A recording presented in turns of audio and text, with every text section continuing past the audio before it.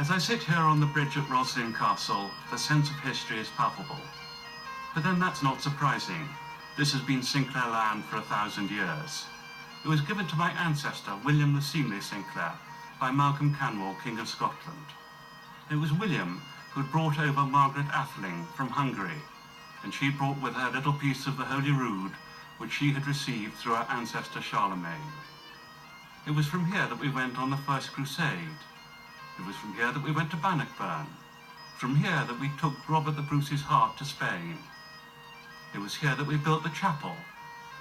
It was here that William received the earldom of Caithness in 1455, and that's where the senior branch of the family moved and remained. But where did we start? Where did the Sinclairs come from? For that, we've got to go back to the Vikings and to Norway, and to the 870s.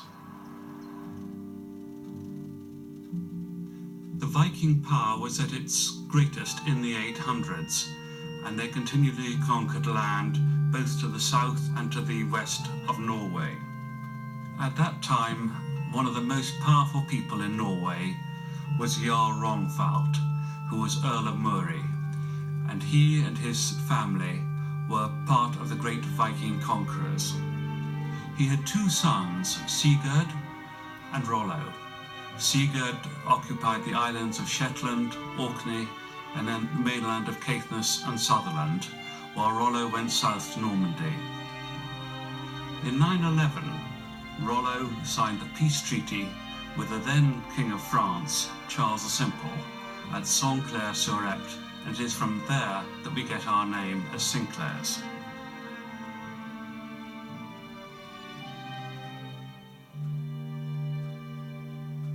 The Vikings occupied the greater part of Scotland down as far as the River Tay. While Rollo was establishing himself in Normandy, Sigurd was establishing himself in the north of Britain, in Caithness, Orkney and Shetland. Sigurd's son Einar built a castle in Caithness, probably at now Knockinen, which is a corruption of Knock Einar.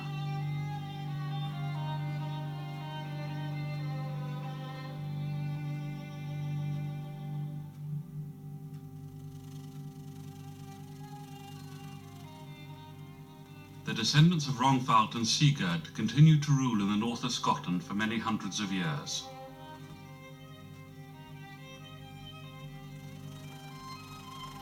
Rollo's descendants had a more interesting time.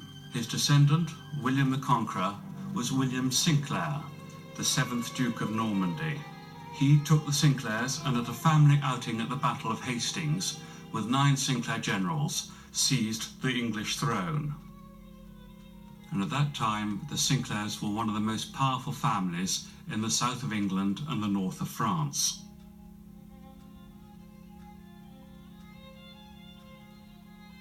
A cousin of William the Conqueror's was William the Seemly, and it is through William the Seemly that we are taken back to Rosslyn.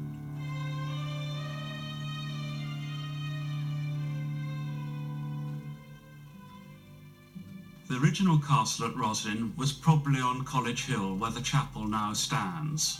What you can now see started in the early 1300s after the Battle of Rosslyn. The castle has been added to and changed over time. It was finally destroyed by General Monk in 1650. The chapel at Rosslyn, which is unique, was built in 1445 by William, who then became the first Earl of Caithness. It is full of Masonic and Templar interest, and the Sinclair engrailed cross can be found all through the chapel.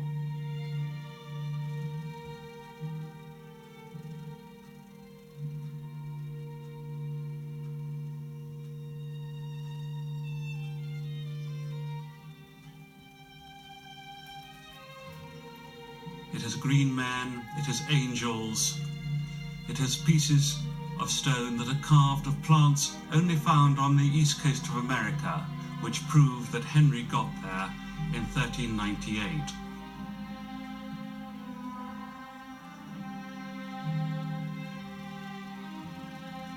Rosslyn is regarded as the cradle of the Sinclair family.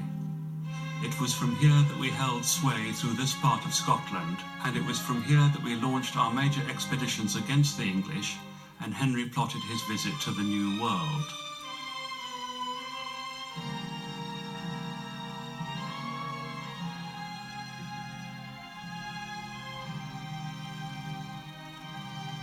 It was due to the Templar and Masonic influence in the chapel that the chapel, amongst very few in Scotland, was saved during the period of the Reformation.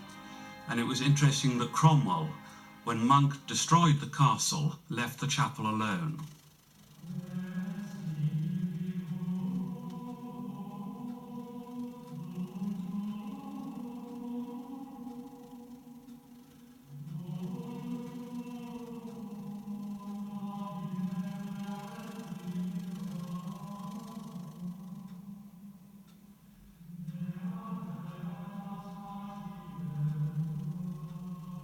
One of the most famous pieces of masonry is the apprentice pillar, and the story goes that the apprentice who built it while the master mason was away was attacked and killed by the master mason when he returned. Amongst the treasures that the Templars are supposed to have taken is the Holy Grail, and that is supposed to be at Rosslyn.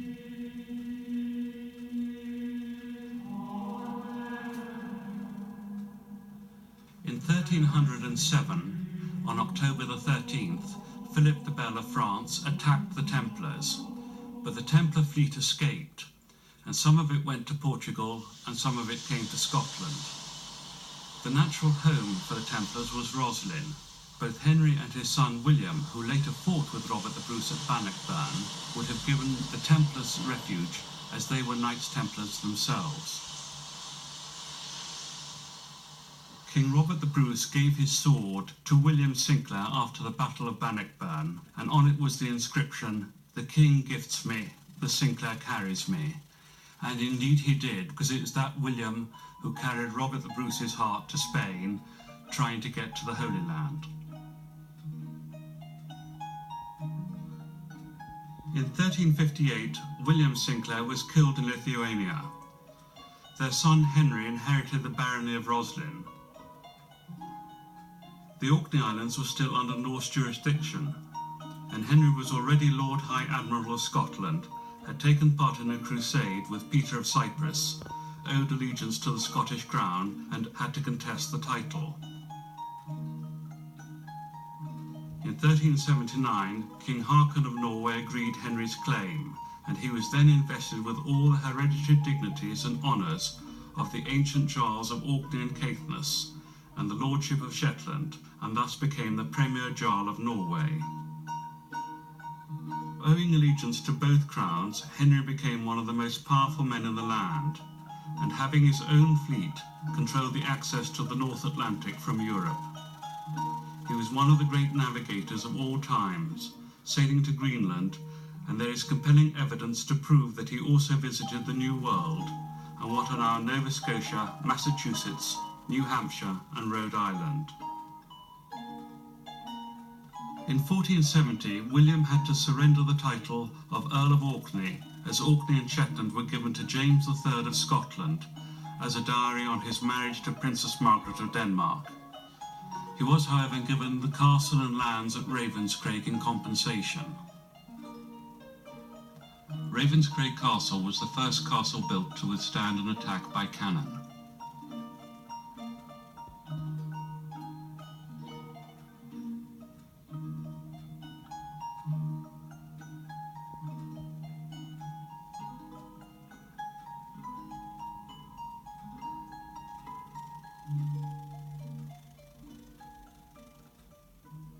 Henry's son William, called Prodigus, was one of the greatest baronial magnates ever to hold sway in Scotland. He was Prince of Orkney, Duke of Holdenburg, Earl of Caithness and Strathearn, Lord Shetland, Lord Sinclair, Sheriff of Dumfries, Lord Admiral of the Scottish Seas, Lord Chief Justice of Scotland, Baron of Rosslyn, Baron of Pentland and Pentland Moor, Baron of Cousland, Baron of Cardane, Baron of Herbertshire, Baron of Roxburgh, Dysart and Polmees. He was Knight of the Cockle after the Order of France, a Knight of the Garter after the Order of England, Knight of the Golden Fleece, Great Chancellor, Chamberlain. In fact, he had enough titles to weary a Spaniard. But with these titles went the land holdings, and so he was the owner of vast estates from the Scottish border to Shetland.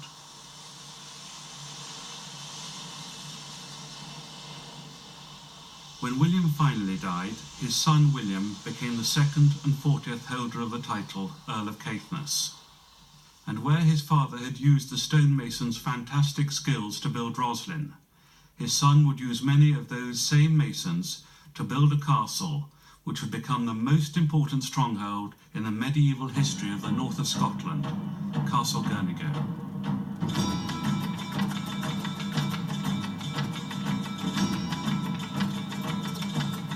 It is important to remember that in the 14th century, castles and their strongholds were of vital strategic importance. Local territorial feuds were rife, and the ability to hold out, often against superior numbers, was crucial.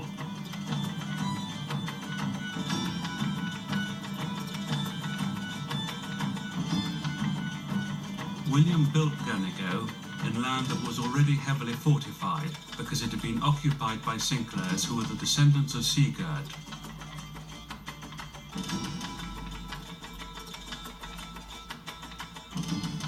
There was Force Castle, an early castle owned by the De Chain family of about the 12th or 13th century.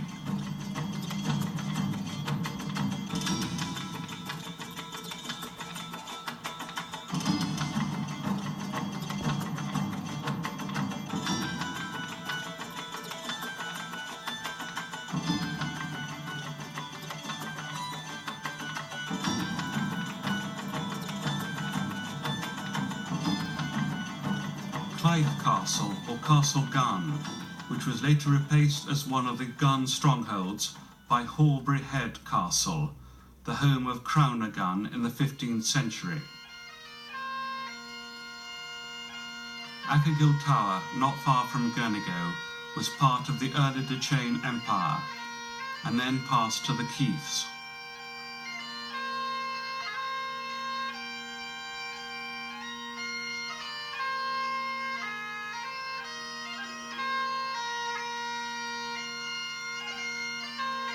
Durlot Castle, in the middle of the county, became part of the Sutherland Empire.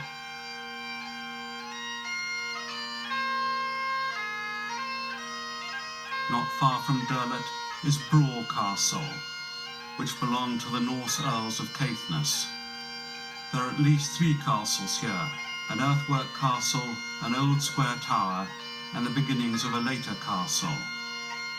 This castle guarded the main crossing point of the river before the bridge was built at Hallkirk, and it was probably here that Henry came before his visit to the New World. Berridale Castle controlled the entrance to a harbour and the southern part of the county.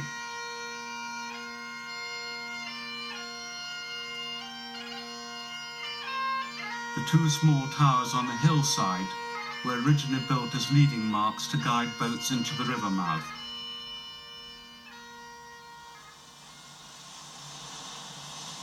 Dunbeath Castle, which is still lived in, was of strategic importance to the southern approaches of Caithness.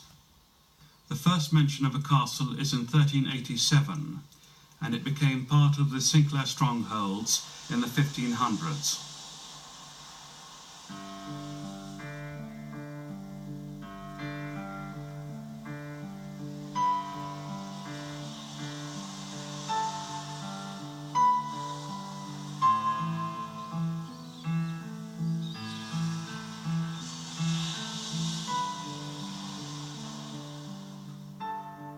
Brim's Castle is a mid-16th century tower which had a stair wing added to it. It was modified and enlarged in the late 18th century.